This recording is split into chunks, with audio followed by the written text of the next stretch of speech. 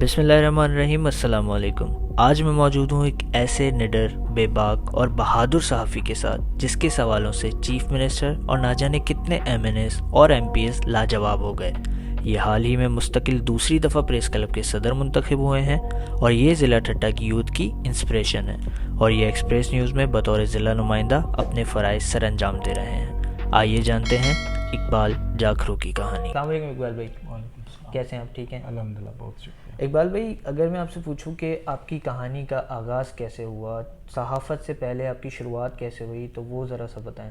सबसे पहले तो मैं आपका मशकूर हूँ कि आप यहाँ आए और लोगों से सारे ख्यालात पेश करने का मौका दिया। बुनियादी बात यह है कि मैं बेसिकली एक मुतवस्सिता तबके से ताल्लुक़ रखता हूँ। मेरे वालिद साहब जो हैं बहुत ही गरीब तबके से ताल्लुक़ रखते थे और जो खेती बाड़ी भी करते थे और दूध का हमारा जो पुश्तों से हमारे आबा व अजदाद है उनका जो हमारा कारोबार था अभी तक जो है वो चल रहा है। मेरे भाई जो होते हैं बड़े और जो बाड़े होते हैं जैसे कि भैंसें हो गई, गायें हो गई, तो देहात में यही होता है। तो अभी तो कराची में भी अल्हम्दुलिल्लाह वो हमारा हाई सिस्टम चल रहा है जो हमारे बड़ों की तरफ से शुरू से जो आता रहा हमने उसको अभी तक भी कंटिन्यू किया है। तो मैं पढ़ता रहा। उसके पढ़ाई के दौरान मेरा एक नौजवान बड़ा भाई था जिसकी डेथ हो गई। तो उसके बाद जो सारी जो ज़िम्मेदारी थी और जो घर की और दीगर जो कारोबार वगैरह देखने के लिए उसको जाहिर सी बात है तो वो सारी ज़िम्मेदारी मेरे ऊपर आयद हो गई। तो उसके दौरान ही मेरा वालिद साहब जो है वो भी बीमार हो गए। तो जो मेरी एजुकेशन का जो था जिस अंदाज से जा रही थी वो डिस्टर्ब हो गई। तो 3 से 4 साल जो मेरी एजुकेशन वो मुतासर हुई क्योंकि मैं तालीम की तरफ नहीं आ पाया और अपने कारोबार और जो ज़ाती ज़िंदगी थी उसमें जो मुसलसल में मसरूफ़ रहा। तो मैंने तालीम छोड़ी नहीं। अभी तक अल्हम्दुलिल्लाह मैं जो है MSc मास कम्युनिकेशन जो है तो उसमें फ़ाइनल है, अभी जारी है। तो पॉलिटिकल एक्टिविटीज़ थी एक जो इंसान के अंदर अखबार पढ़ने, किताबों को टाइम देना और दोस्तों के साथ ये गुफ्तगू अदबी जो तकरीबात उसमें जो जाना। देहात में ऐसे बहुत सारे मसाइल होते थे जिसकी वजह से हम आवाज़ बुलंद करते थे। जो फ्यूडल माइंड जो लोग होते हैं, पॉलिटिकल एक्टिविटीज़ के बाद जो मैं सहाफ़त में भी इंटर हो गया। बहुत खुशी भी हुई सुन के और अफसोस भी हुआ आपके भाई का सुन के। अच्छा इकबाल भाई, आपसे यूथ बहुत ज़्यादा मुतासिर है, ख़ास तौर पे ठट्टा की यूथ जो है वो आपको एक इंस्पिरेशन के तौर पे अडॉप्ट करती है, आपको एडमायर करती है। तो आपने जो है इतने ज़्यादा लोगों के हक़ की आवाज़ उठाई है, यूथ की आवाज़ उठाई है, तो ये इंस्पिरेशन आप किससे इंस्पायर हैं? जिस मुश्किलात से हमने अपनी ज़िंदगी का आगाज़ किया है तो मुझे वो सारी चीज़ों का वो तजर्बा था, मुशाहिदा था, वो एक्सपेरिमेंट थी मेरे सामने। तो जब यूथ जो है वो लोग जब भी जिसके पास जाते हैं तो लोगों को ये खौफज़दा करते हैं। बड़े बड़े जो ना वो बताते हैं कि आपके साथ ये कौन-सी का वो बता कर फिर वो ये हो जाएगा वो हो जाएगा। तो कुछ करने से पहले ही जो है उसकी जो हौसला तो वो पस्त हो जाते हैं। बजाय उनकी जो सलाहियत है उन पे जो खुदादाद सलाहियत होती है उनको उजागर करने के लिए, उनको निर्वार करने के बजाय हम उनको जो मायूस करके पीछे धकेल देते हैं।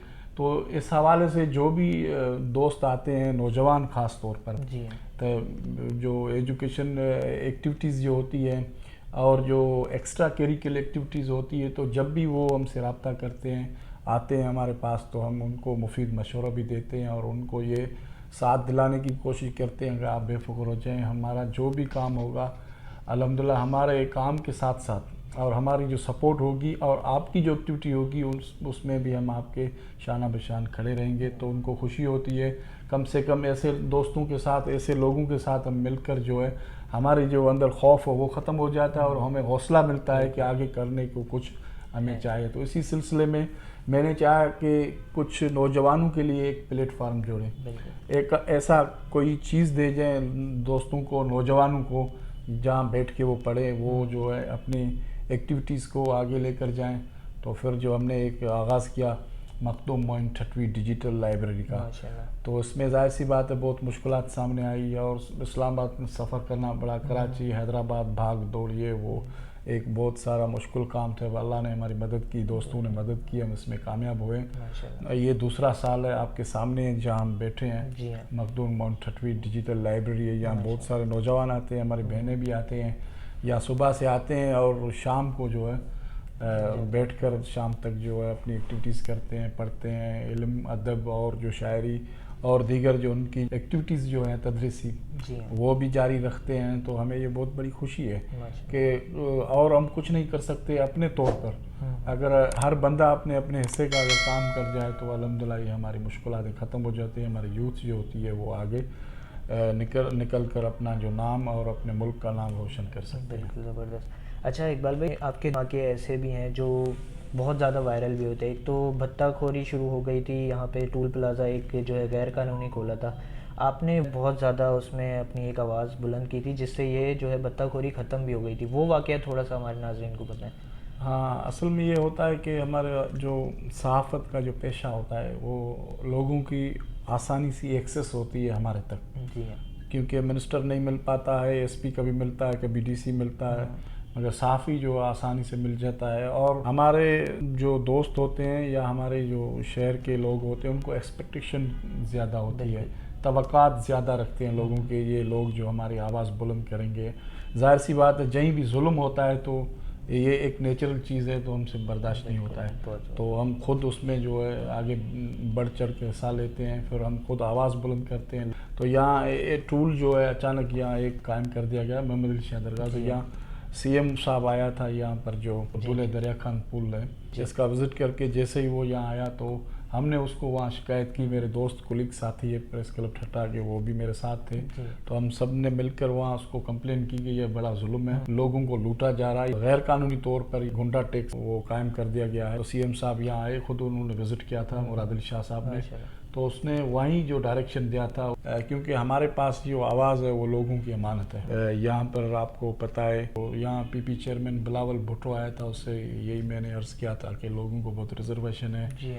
آپ نے جو ہے ان کو اجازت دے دی ہے وہاں سمندر پہ آ کر یہ شنگھائی کی ٹائپ پر جو شہر بنانا چاہتے ہیں، مگر سندھ کے لوگ اس قسم کی ترقی نہیں چاہتے ہیں. نئے صوبہ بننے کے حوالے سے بھی ابھی بات ہوئی تھی سی ایم صاحب کے سامنے. تو سندھ کے اندر ایسے برننگ ایشوز ہوتے ہیں تو غیر مقامی لوگ جو سیٹلر ہوتے ہیں، ریفیوجیز سے آتے ہیں یا ایسے انتظامی طور پر فیصلے رات کے اندھیرے میں کر دیتے ہیں. تو ہمیں جیسے تو پھر یہ تمام چیزیں جو ہم ان کے سامنے رکھتے ہیں، ریزرویشن رکھتے ہیں کہ لوگوں کی جو ہم آواز ہوتی ہے وہ ان تک پہنچاتے ہیں. اچھا اقبال بھائی، تنقید تو بہت ہوتی ہوگی کیونکہ ہمارے پاس صحافت بھی اب محفوظ نہیں رہی. اگر آپ واقعہ دیکھیں ارشد شریف کا تو ایسے کافی سارے صحافی ہیں جو غیر محفوظ ہیں.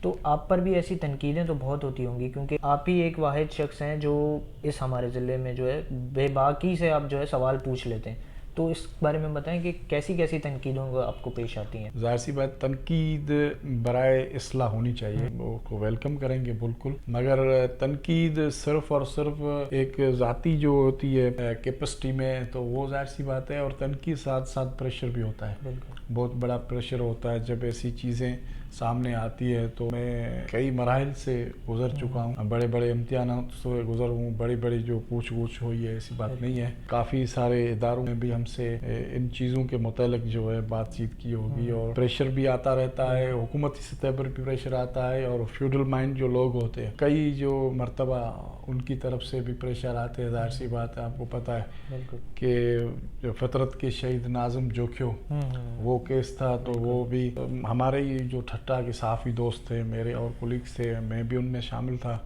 تو اس کیس کو ہم نے ہائی لائٹ کیا تو ظاہر سی بات ہے اس کا بہت بڑا پریشر جو تنقید کا سامنا کرنا پڑا. اور دو پہلو ہوتے ہیں، ایک کہتے ہیں پازیٹیو اور نیگیٹو.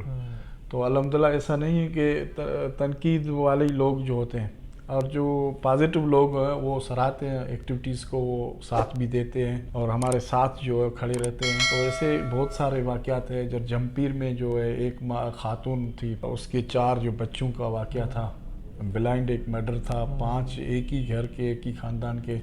تو وہاں ہم گئے تھے اسی وقت ایٹ اے ٹائم اور ہم نے تھانے کے اندر دھرنا دیا تھا. ایز اے جرنلسٹ جو ہماری ذمہ داری نہیں تھی اگر ہم نے محسوس کیا، کیونکہ اس وقت یہ ایس ایچ او جو فرار ہو گئے تھے تھانے سے اور بھاگ گئے تھے. جب ہم نے احتجاج کیا، آواز بلند کی، ہمارے ساتھ جو اللہ اس کو جنت نصیب کرے مرحوم ادیب تھے، بڑے تاریخ دان سائیں رسول بخش ترس، وہ بھی ہمارے ساتھ بیٹھ گئے تھے تھانے کے اندر. اس قسم کے بہت سارے واقعات ہیں. ایسے جو ایدی سینٹر پر جو ایک لینڈ گریبر نے قبضہ کیا تھا، اس میں بھی ہم نے بڑھ چڑھ کر حصہ لیا تھا، وہ قبضہ ختم کرایا. بالکل. اور جو چلیا ٹول ٹاکس تھا اس پر بھی ایسے بہت سارے مسائل. یہ ابھی ریسنٹلی 4 سال ہو گئے ہیں یہاں پر جو مکلی گرلس ہائی اسکول کی بچوں کی پلاٹ پر بندے نے قبضہ کر لیا تھا. تو وہ اس قبضے کے خلاف میں نے آواز بلند کی اور اس کا نام جو ایکسپوز کرنے کے لیے کوئی تیار نہیں تھا، تو میں نے اس کا نام لیا تھا. تو ایک پروگرام تھا الیکشن کے دوران ہی، 4 جو کینڈیڈیٹ تھے میں نے MPs کے، تو وہاں ایک ڈبیٹ تھی. تو ہر بندہ وہاں معاملہ تو ڈسکس ہوا مگر کوئی بندہ اس کا نام لینے کے لیے تیار نہیں تھا.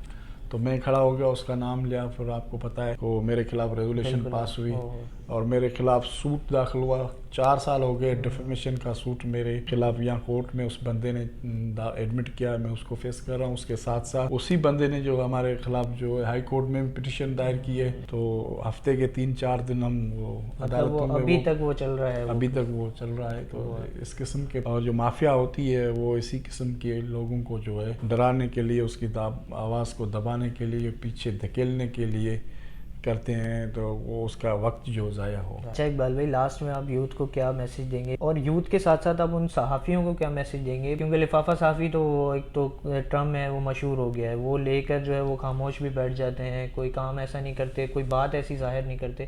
تو ان کے لیے آپ کیا میسج دیں گے لاسٹ میں؟ بات یہ ہے کہ صحافت بہت ایک عظیم پیشہ ہے. میں سمجھتا ہوں یہ عبادت ہے اور مشکل ترین کام ہے. مگر جو ابھی حالات ہیں اس وقت جو چل رہے ہیں وہ صحافت کے حوالے سے بہت خطرناک جو ہیں وہ حالات ہیں. صحافت جو ہے وہ اس کا معیار بہت پست ہوتا جا رہا ہے. بہت ساری ایسی مافیائیں ہیں وہ اس صحافت کے عظیم پیشے میں جو ہیں داخل ہوتی جا رہی ہیں، جس جرائم پیشہ افراد اور وڈیروں کے جو ٹاؤٹ لوگ جو ہیں اس قسم کے، بتا جن لوگوں نے اپنی زندگیاں جو وقف کر دی اس پیشے کے لیے، اور جن لوگوں نے سختیاں برداشت کی، جن نے کی جیلیں برداشت کی، عدالتوں میں گھیرے ہوئے ہیں، تو ایک صحافت کے معیار کے اوپر وہ کمپرومائز کرنے کے لیے تیار نہیں ہے. تو ان کے بیچ اگر ایسی کوئی کالی بھیڑیں شامل ہو جائیں اور صحافت کو بدنام کرنے کے لیے، تو ظاہر سی بات ہے وہ پھر معیار جو پست ہونے کے ساتھ ساتھ اوورآل جو معاشرے کے اندر ایک رائے جو بنتی ہے، تو تمام صحافیوں جو اپنی اچھی ساکھ رکھنے والے جو صحافی ہوتے ہیں تو ان کو بھی جو ہے ظاہر سی بات ہے مشکلات کا سامنا کرنا پڑتا ہے. یہ اسی ایک کی ٹرم جو یوز ہوتا ہے کہ بتا خور لفافہ صحافی. تو میں یہی کہنا چاہتا ہوں کہ صحافت ابھی تک جو ہے وہ مری نہیں ہوئی ہے، ختم نہیں ہوئی ہے. الحمدللہ صحافت کا علم جو ہے وہ بلند رکھیں گے. اور نوجوانوں کو یہی میرا میسج ہے، پیغام ہے کہ علم کے علاوہ اور کچھ چیز نہیں. اگر دنیا کے اندر طاقتور ترین وہی شخص ہے جس کے پاس انفارمیشن ہے. میں نہیں سمجھتا ہوں جس کے پاس دولت ہو، پیسے ہو، گاڑی ہو، اسٹیٹس جو لوگ بناتے ہیں کہ بڑی گاڑی ہو، جو ہتھیار ہو، ویپن ہو، یہ اسلحہ ہو، یہ تمام کی چیز بیکار سمجھتا ہوں، وقت کا ضائع ہے. کتابوں کے ساتھ دوستی رکھیں. اپنے دوستوں کا معیار جو ہے کہ چناؤ میں برائے کرم جو ہے وہ جو اس وقت کا جو آپ خیال رکھیں اور اپنے کتابوں کو اپنا دوست بنائیں، علم کے ساتھ دوستی رکھیں. بہت بہت شکریہ اقبال بھائی، آپ نے ہمیں ٹائم دیا. اسی کے ساتھ اپنے ہوسٹ مرزا قمر حسن کو دیں اجازت. اپنا بہت سارا خیال رکھیں، دعاؤں میں یاد رکھیں. اللہ حافظ.